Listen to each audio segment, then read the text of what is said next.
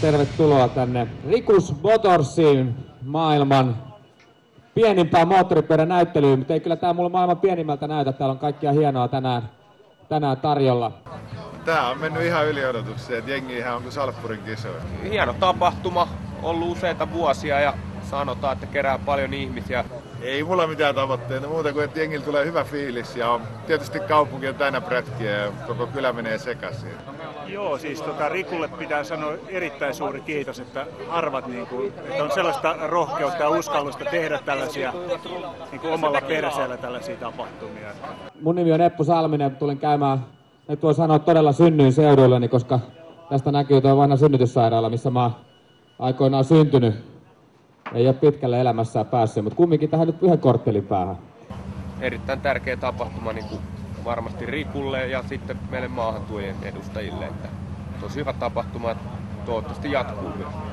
No suurin osa on kyllä motoristeja, mutta onhan tää selvästi niinku rockidikkareitakin. Että mun mielestä ihan laidasta laitaa, mikä on hyvä, koska osa tavoitteista on myös, että tää olisi semmoinen Lahden tämmönen ilmaiskonsertti, vähän niin kuin Heinolassa on nämä puistojutut, että Lahtikin tarvii omaa rockimeininkiä. Joskus vähän tietenkin kateellisenakin kattelee sieltä auton sisältä että kun tuuli pyyhkii. Ei nyt olisi sanoa hiuksia, kun on kypäräpakko, mutta niin, et nauttikaa ja turvallisuus ennen kaikkea.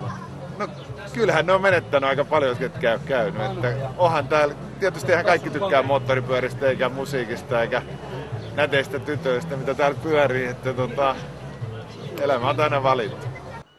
Ja niin kuin aina on tietenkin tapana täällä, niin Riku on järjestänyt meille aivan loistavan ilman tänne, että voitte nauttia siitä. Tehkää hienoja löytöjä ja nauttikaa päivästä. Kesä tulee ja nythän sesonkin on jo käynnissä, mutta tämän viikon jälkeen tai tämän viikonlopun jälkeen niin tehdään kauppaa aika hyvin ja saadaan menopelit tien päälle. Navetta piti saada päkkelisse, mutta vasikoille talosta ei löytynä issee. Puhelimen kätte otti isäntä Kähkösen. Vietti Kähkösen pitteen mua talousmessut ja akoillekin hommattiin samanlaiset essut. Siirtynäytösohjelman numerosi laitettiin.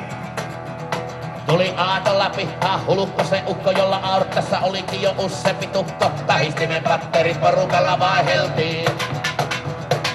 Aatteli Hulukkonen, eihän sitä huomo, jos ottaa pullollisen ohrakunto juomoo. Nuomasta huomoo, Naattinen kunnolla juomoo.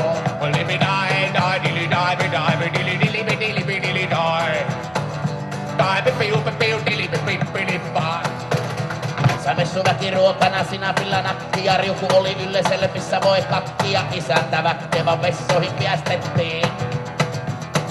No siitäkö heräsi kaahee halloo, Juhlamäki ryntäsi Kähkösen talluun. Viralliset jääkärpäjille puajittiin. Tilannessa kuitenkin onnellisen käänteen, kun Juhlamäki osannut Esa Vonkelta vietteen. Ainut keli oli, jota torpassa haasteltiin.